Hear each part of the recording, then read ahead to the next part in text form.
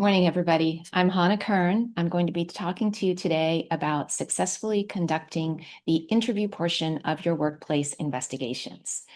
As mentioned by my colleague Ali earlier, this is super important.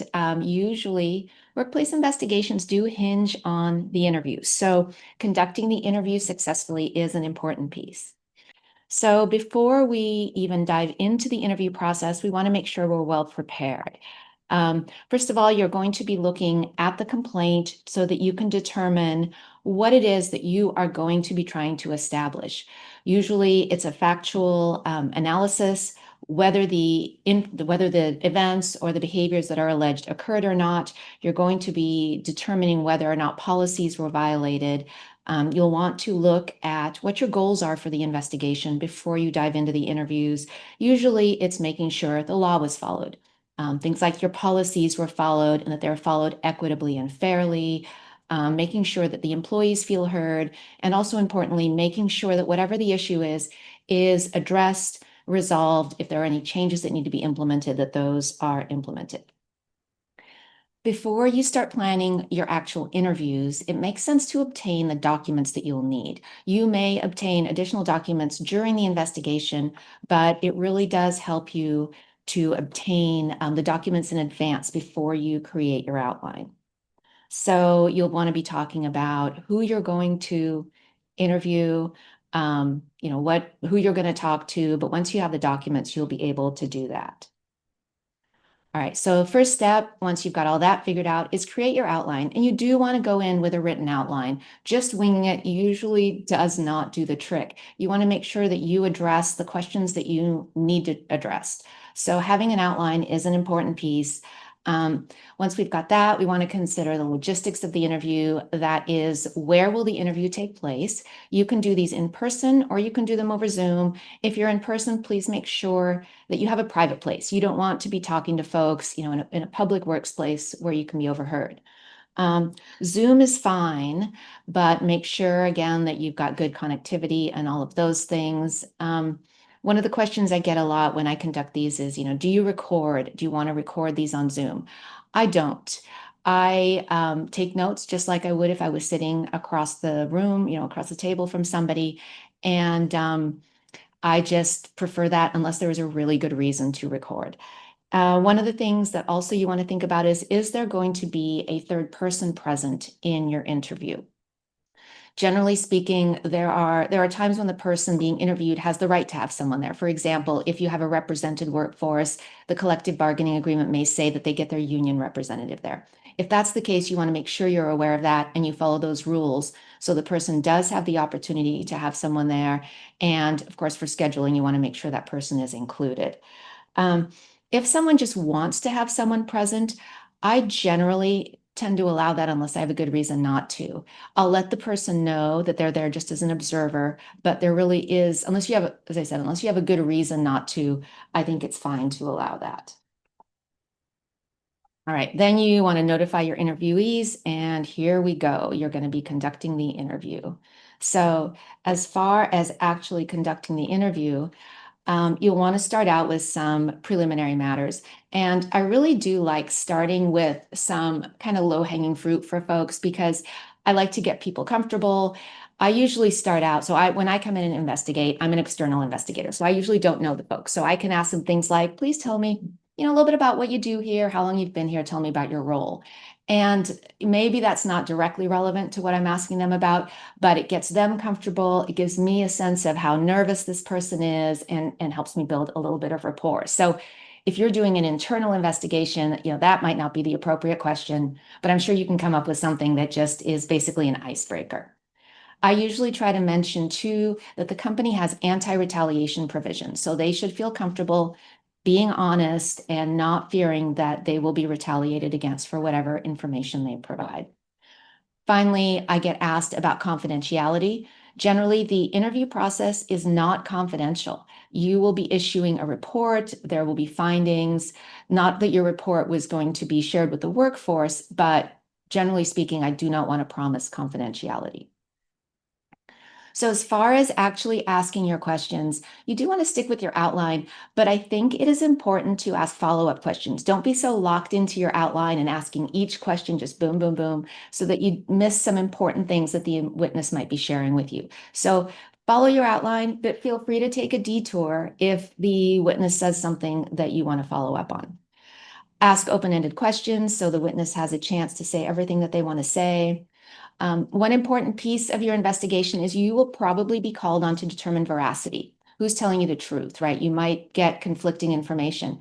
And that can be one of the most challenging things in the interview process.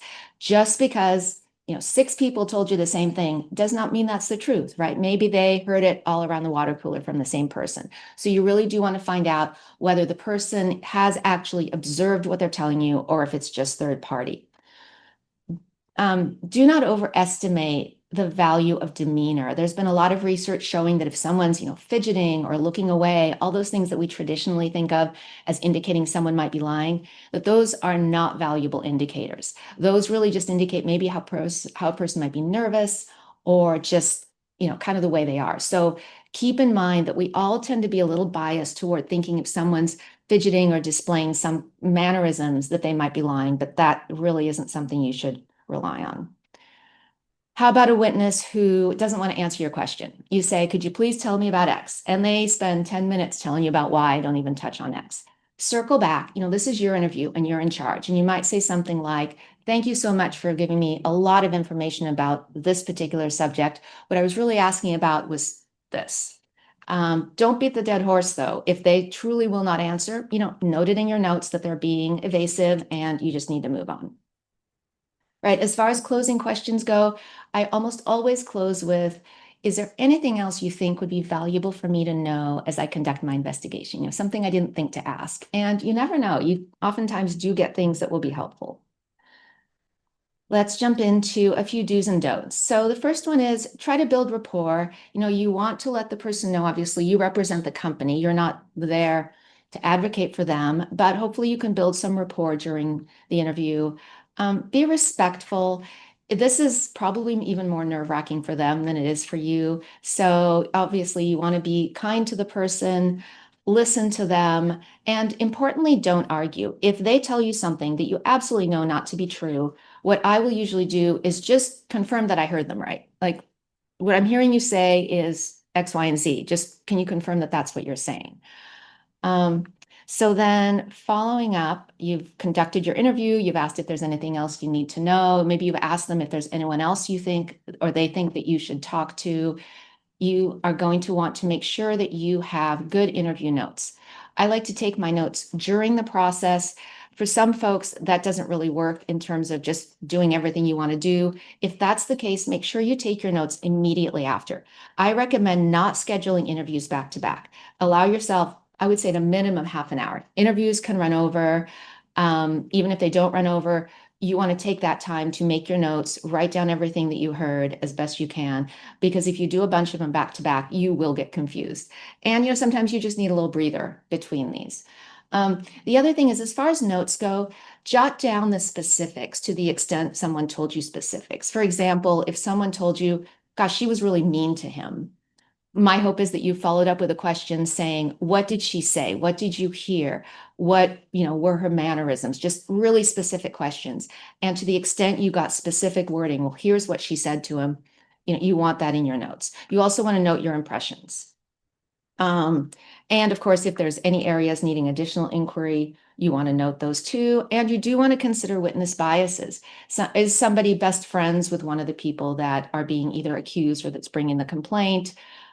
Is somebody worried about retaliation? Think about those things as well. And I always like to summarize after every interview, kind of my key takeaway, because that's fresh in my mind at that point, and that will help you later as you formulate your conclusions. All right, let's wrap up with just a few frequently asked questions. I've got just a few minutes left, so I want to hit some of the things that I get asked often. Should all interviews follow the same outline? No, I don't think so. I mean, there may be some things that you want to ask every single person, but your witnesses are going to be coming at your, end of the process with different experiences and knowledge of different things. So your outline should be tailored to the specific witness. How about if somebody refuses to talk to you? That doesn't happen very often. I do get that question a lot. What do I do if someone won't talk to me? But I can't say I've had that experience more than a few times. And in that case, you don't have a subpoena, right? You can't force them to talk to you. You want to encourage them, but truly, if someone won't talk to you, you have to conduct your investigation as best you can without their testimony. What if a third party sitting there, the union representative or whoever, tries to hijack the interview? So in that case, this is your interview and you're going to need to flex on them a little bit and let them know that's not okay. They are there as an observer. So, hopefully that won't happen to you too often, but, this is your interview and, that they need to follow your rules. Is a witness entitled to a copy of any report I may issue? The answer is generally no. You do not share your report. You'll want to let the complainant know what the outcome was, but you don't need to share, and you shouldn't be sharing the actual report unless there's a requirement that you share it. That might be, if there's litigation down the road, or if there's a public records request for those of you in a space where those are applicable. So what do I do if a witness says, oh, this really needs to be confidential? You just can't promise confidentiality, as I said earlier. I think a good approach, and the one that I've taken before is, I tend to tell people I want to be mindful of the need for privacy, but I cannot promise confidentiality. I reiterate the no retaliation policy, and hopefully that will serve to have the witness be forthcoming and be honest.